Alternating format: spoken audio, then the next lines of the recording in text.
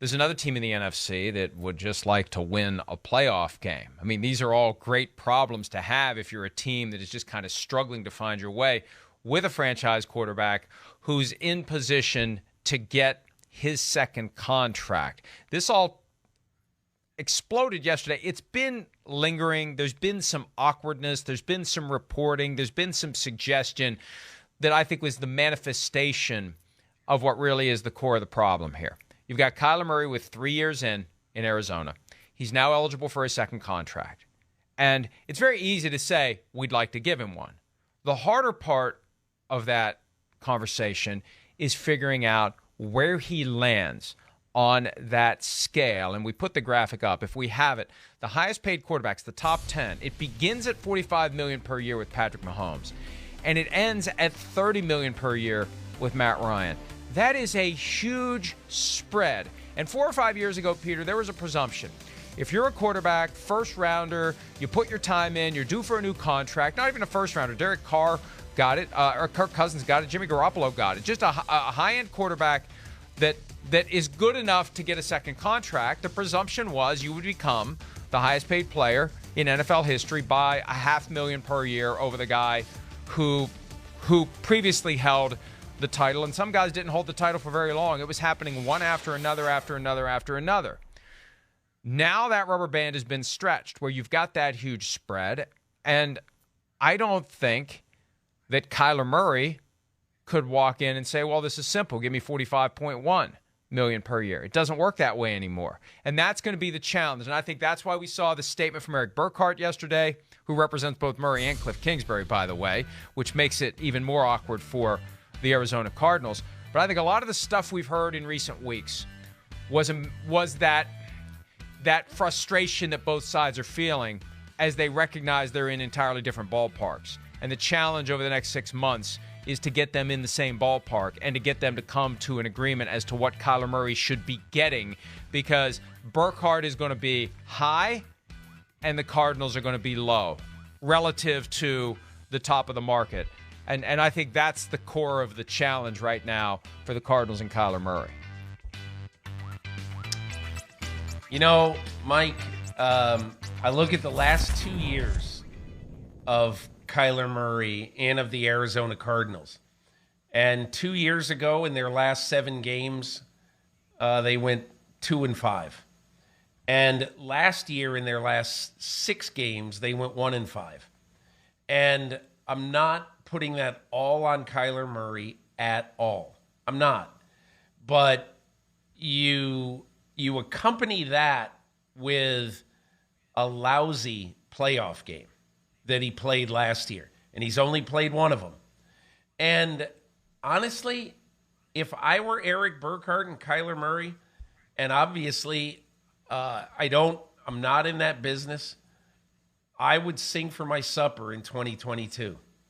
I would play out this year and go back and prove to everybody in Arizona that I'm a worker bee, that I'm going to show you that I'm going to step up. For all the people who question my leadership, for all the people who question how I play down the stretch of a season, I'm going to come back and I'm going to show you all, okay?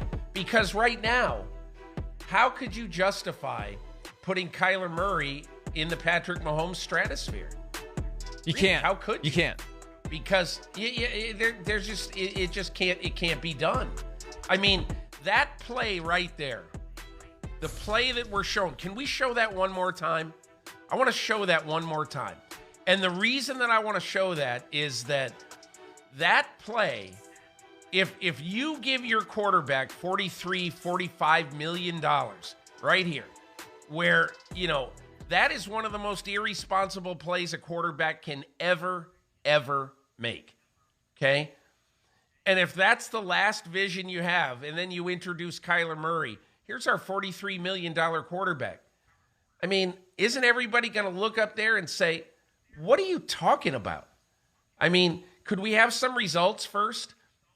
I do understand that there are those who would say that if Kyler Murray goes out this year and has an MVP year, he's going to be, you're going to pay him $48 million a year. It's going to cost you a lot more to do that. The problem is if he goes out and plays in and out C plus B minus level, where he has a Baker Mayfield year. And again, Baker Mayfield was hurt this year, so that's unfair. Kyler was too. If he has an up and down year, yeah, that's right, he was. If he has an up and down year, then you have to ask yourself, what have we done by paying him now? That's why, to me, if I were Eric Burkhart and Kyler Murray, I would have a show me year. And I would enter this year and just say, okay, you didn't want to pay me? I'll show you.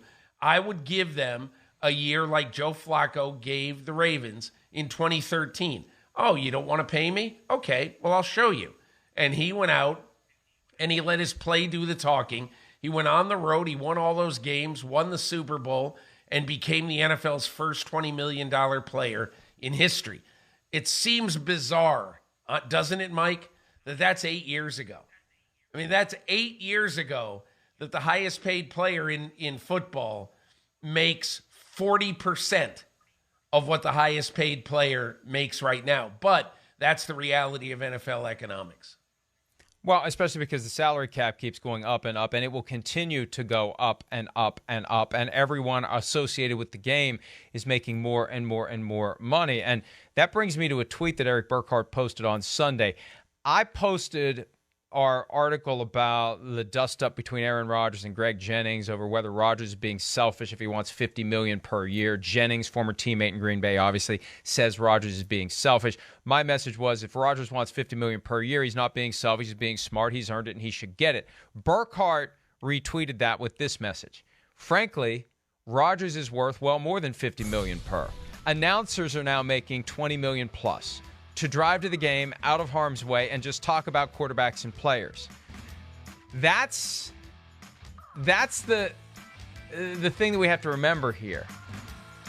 The numbers are going to keep going up and up and up. $45 million per year is just a stopover on the way to 50, 55, 60, 65, 70, because the numbers are going to keep going haywire, and we can't wrap our heads around that, I think, as fans and as media. And we only have access to the compensation paid to the players.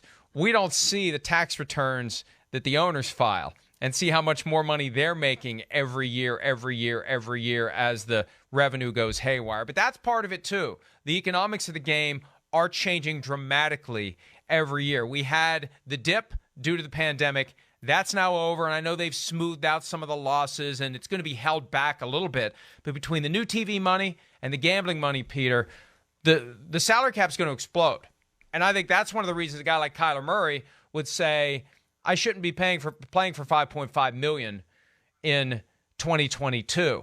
I shouldn't have to play for $5.5 million in 2022. This needs to be rectified now. And the challenge becomes figuring out the right number to rectify it, too. The Cardinals want to give him a contract. It's just, how do they come up with the right number for a guy who has had regression each of the last two seasons? Fairly significant regression, whether it was driven by injury or not. He's had a dip for consecutive years. And his coach has had a dip for 9 straight years, all the way back to Texas Tech. Every year starts good to great, and then as the year goes on, it slides. And that can't be ignored either. Look, I think the only way, if they desperately want to do a contract now, is to do a contract that has some incentives built into it. Incentives unlike anybody's ever seen in a quarterback contract before. But basically, put incentives in there that says, if you achieve this, then your contract goes up to this and all that other stuff. But, Mike, it's hard for me to pay Kyler Murray right now $43 or whatever $1 million. I still have some questions about him. Well, I agree with you, but from Burkhart's perspective, the questions have been answered. From the team's perspective, the questions are there.